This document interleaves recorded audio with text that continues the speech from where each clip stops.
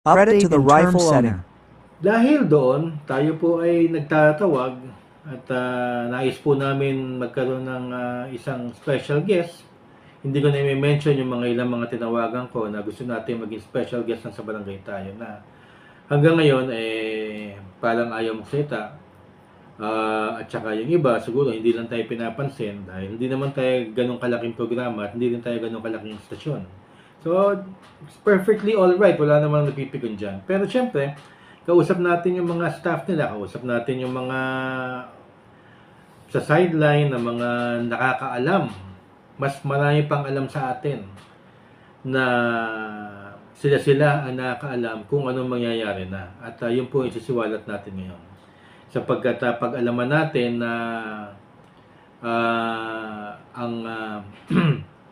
ang term setting sa House of Representatives planchado na. Planchado na sa third reading ang House Bill, sandali lang po. House Bill 11287. Iniwan natin yung usapan na yan noong February 7, if I'm not mistaken. February 7, dapat pagbobotohan sila. Third reading kasi botohan na. So nawala. Ang kausap natin ay isang mataas na tao. Sinabi na planchado na for postponement na ang eleksyon. Okay? Hindi naman para magsinungaling sa akin yung tao na yon dahil tagaloob siya. At hawak niya sa siguro mga papeles at doon po.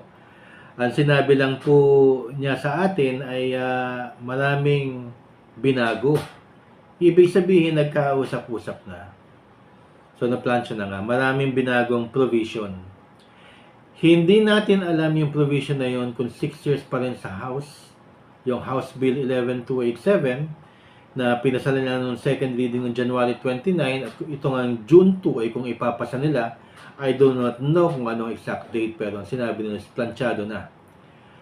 So nag-usap-usap na raw pati ang kanilang counterpart sa Senado na leaning towards postponement of the BSKE 2025.